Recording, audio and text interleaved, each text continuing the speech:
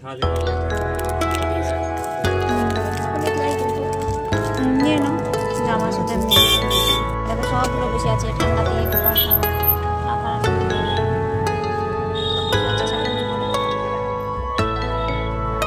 এই চুলটা দারুণ তো কার্লি আছে চুল কার্লি আছে।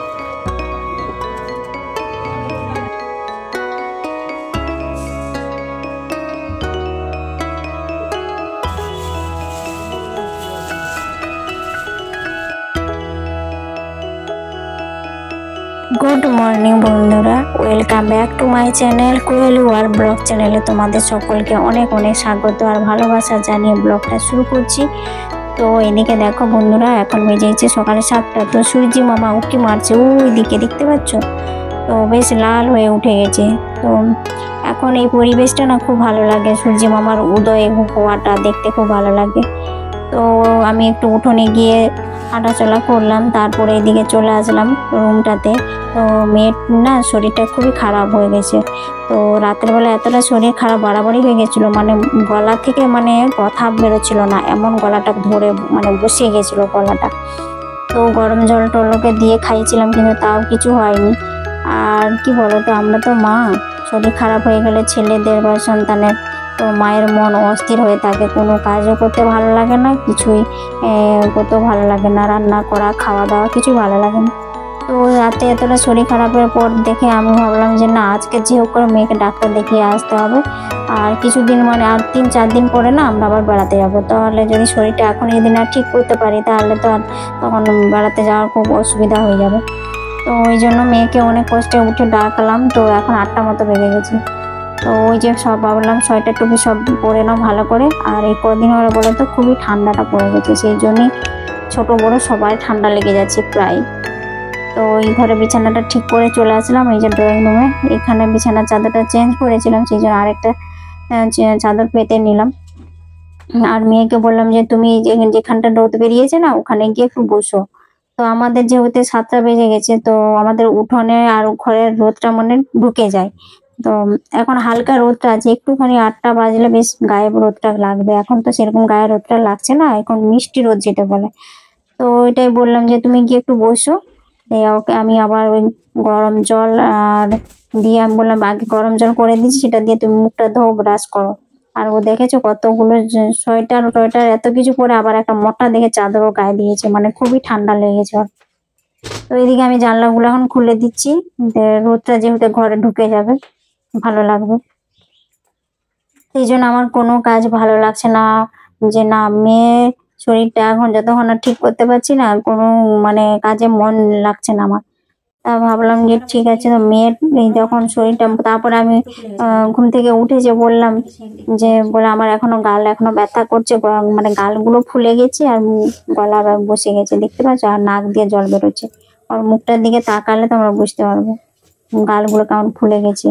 তো আমি ভেবেছিলাম অন্য কিছু, ও ছোটবেলাতে না একবার ওরকম গাল ফুলে গিয়েছিল, সে মামস হয় না, ওই হয়ে গেছিল। ওইটাই আমি ভেবেছি আমলে, এটা তো ওই ওই রোগটা আবার নাই তো। তারপরে ডাক্তার না দেখালে বুঝতে পারবো না। তো সেই জন্য ও একটুখানি আরাম লাগবে, সেই জন্য আমি কি করেছি বলতো, এই একটা তাওয়া নিয়েছি, এই তাওয়াটাতে রুটি করা হয়, তো এটা পরিষ্কার তাওয়া। আর উপরে একটা তাওয়াটা গরম করে নিচ্ছি, আর একটা ভালো রুমাল দিয়ে ওর গালগুলোতে আর গলাগুলোতে একটু সেঁক দিয়ে দিচ্ছি। এরকম করে দিলে কি বলতো, ওর একটুখানি আরামটাও লাগে, একটু ভালো লাগবে আর কি। তো যখন ওর ঠান্ডা ঠান্ডা লাগে আমি তখন এইভাবে ওকে সেঁক দিয়ে দিই। আর এইদিকে দেখো ঘরটা এখন আমি ঝাড় দিয়ে দিচ্ছি, ঝাড় দিয়ে ওগুলো সব পরিষ্কার পরিচ্ছন্ন করে নিই, তারপরে বসে একটুখানি চা খাবো। তো চা না খেলেও আবার ভালো লাগছে না কোনো কাজ করতে। তো যাই হোক, মা মানে তো সবকিছু করতে হবে। মা হচ্ছে এমন একটা জিনিস, আর যত ঝড় আপদ বিপদ আসুক কিন্তু মায়ের কাছে কোনো ঝড় আপদ বিপদ কিছুই করতে পারে না। মা হচ্ছে পৃথিবীর সব থেকে বড় শক্তি। তো যতই বাধা বিপত্তি আসুক না, মা সবকিছু মানে বাধা কাটিয়েও উত্তীর্ণ হতে পারবে। তো সেটাও যেহেতু আমি, তাই মা তাই সবসময় চিন্তা করি যে আমার মেয়ে বা ছেলের শরীর ভালো থাকে, সুস্থ থাকে। তাই তো ওইদিকে দেখো ওকে গরম জল দিয়েছি, আর ওই যে তুলসী পাতা দুটো এনে দিয়েছিলাম, আর মধু বলে ওটা দিয়ে খেয়ে নাও, তারপর গরম জল খাও। আর এখন এই যে আমি চা নিয়ে আসলাম, তো চা একটু খাবো। তো এইখানটাতে রোদ চলে আসে তো ডাইনিং টেবিলের কাছে, তো এখানে বসে বেশ আরাম করে চা খাওয়া যায়। কিন্তু বসার আর সময় কোথায় বলো তো, সংসারে এত কাজ থাকলে কি আর বসে নিশ্চিন্তে বসে কি কিছু খেতে পারবো না কাজ করতে পারবো, যে যতক্ষণ না কাজ শেষ হয় ততক্ষণ আর চুপচাপ বসে আরাম করে বসে যে চা খাবো সেইটুকু উপায় হয় না। তো যাই হোক, এই যে চাটা এখন খেয়ে নিই, খেয়ে দিয়ে আর বাকি কাজ আছে সেগুলো সেরে নিই, তাড়াতাড়ি করে কাজ সেরে নিয়ে যাবো। আমার এই ছোট্ট পরিবারে কয়েকজন বন্ধু আমাকে কমেন্ট করেছে, তো তাদের কমেন্টগুলো বলে শোনাই। তো আমি যেহেতু সিউড়ি বীরভূমে এখানেই আমি বাস করি, তো আমার এই সিউড়ি বীরভূমের আরেকজন না বুনি, সে আমাকে কমেন্ট করেছিল, সেও এই সিউড়ির এখানেই থাকে তার বাড়ি, তো সেও এখন দেখি ব্লগ ভিডিও বানায়। তো সে আমাকে কমেন্ট করেছিল, যে কমেন্ট করেছিল, তার নামটা আমি বলে দিচ্ছি, হ্যাপি হ্যাপি মম ডেলি ব্লগ। তো সে কমেন্ট করেছিল, সে খুব সুন্দর সুন্দর কমেন্ট করে, তার ভিডিওগুলো আমারও খুব ভালো লাগে কিন্তু। আর কমেন্ট করেছে ওই বাংলাদেশ থেকে নাগিস খাতুন, তো সে আমাকে প্রায় বলে যে তুমি ছোট ভিডিও বানাও, ছোট ভিডিও বানাও। আর ও আমার মতে বলছে যে ভিডিও বানাই কিন্তু ভিউজ হয় না, কি বলো তো, এরকম যদি ভিউজ না হয় তাহলে কি ভালো লাগে? তো কি করবো বলো তো, ওই ভিউসের আশায় তো আমরা ভিডিও বানাই, কিন্তু ভিউজ যদি না হয় তাহলে তো নিশ্চয়ই কারো তো ভালো লাগবে না ভিডিও বানাতে। তো আমারও তো অবস্থা এইরকম, তো কি করব বলো। তাও ভিডিও মানে যেহেতু চ্যানেল খুলেছি তাতে তো রেগুলার আমাদেরকে ভিডিও দিতেই হবে আপলোড, সেটা আমাদের দায়িত্ব বা কর্তব্য, সেই দায়িত্ব কর্তব্য থেকে তো আমরা আর পালিয়ে যেতে পারবো না। তো করে যাই, চেষ্টা করে যাই, কি বলো তো, সবাই তো বলে সবাই তো সফল হয় না, তো বা কেউ সাকসেস হয় না, অনেক দিন কারো সময় লাগে, ধৈর্য ধরে মানে এই প্ল্যাটফর্মে কাজ করতে হবে। তো আমিও তাই চেষ্টা করছি, ধৈর্য ধরেই করছি, কতদিন হয় দেখি, 1 বছর না হলে 2 বছর এইভাবেই করব। তো যাই হোক বন্ধুরা, দেখো এখন টিফিন খেয়ে নিয়েছি আমরা, দিয়ে মা মেয়ে দুজনে এখন চলে যাচ্ছি, এই যে ডাক্তার দেখাতে যাব, তারপরে আবার কিছু কেনাকাটা আছে সেগুলোই করব। তো এই যে এখন টোটো ধরে চলে যাচ্ছি, মেয়ের শরীরটা খারাপ না, সেই জন্য আমি কি বলবো, ভিডিও যে কথাগুলো আমি ঠিক মতো বলতে পারছি না, মানে আমার একটা মানে ভয় ভয় ভাব হচ্ছে যে মেয়ে যে শরীর খারাপ, এরকম ডাক্তার দেখাতে ডাক্তার আবার বেশি কিছু না বলে দেয়, তাতে আবার টেনশন হয়ে যাবে, হ্যাঁ এরকম একটা অবস্থা আমার। তো আরেকজন আমাকে কমেন্ট করে প্রত্যেক ভিডিওতে, তোমাদেরকে আমি বলি, তো সে হচ্ছে বাংলাদেশ থেকে মিঠুন রয়, সে প্রত্যেকটা ভিডিওতে আমার দেখে, কমেন্ট করে এবং লাইক করে। কিন্তু অনেক বন্ধুরা আছে ভিডিওগুলো কি বলতো, এই দেখে না দেখে শুধু দেখলো যে এই ভিডিও, ব্যাস দেখে কি করে বলতো, কমেন্ট একটা করে দিল, একটা লাইক করে দিল, ব্যাস পুরো মানে ভিডিওটা দেখেইনি।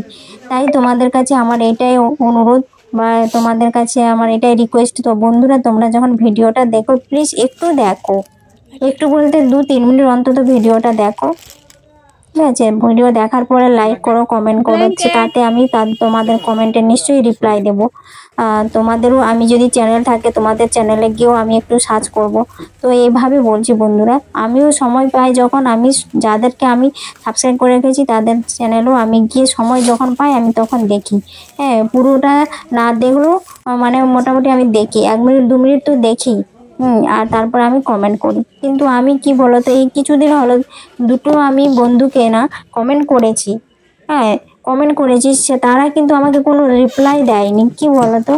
কমেন্ট করলাম, সেই দিদি ভাইটা করেছে, তাকে আমি তার চ্যানেলটা সার্চ করে দেখি, তাকে রিপ্লাই দিই, তাহলে তো আমি বুঝতে পারবো যে কোনো আমি যে কমেন্ট করলাম তার আমার কোনো কমেন্টের রিয়াকশান কিছু দিয়েছে, কিছুই করেনি। এরকম করলে কি ভালো লাগে বলো তো?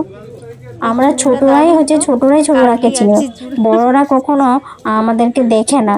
তো ছোটরাই ছোটদের যদি পাশে না থাকে তাহলে কি করে হবে বলো তো? তো যাই হোক বন্ধুরা, আমার মনের কথা এটা আমি বলে ফেললাম তোমাদেরকে।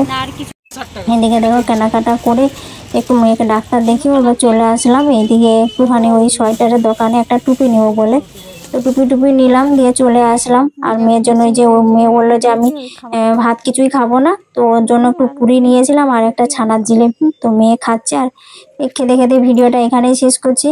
ভালো লাগলে লাইক, শেয়ার, কমেন্ট এবং সাবস্ক্রাইব করে দিও। ততক্ষণ তোমরা সবাই ভালো থাকো, সুস্থ থাকো, দেখা আছে আবার একটা সুন্দর নতুন ব্লগে। Tata, by.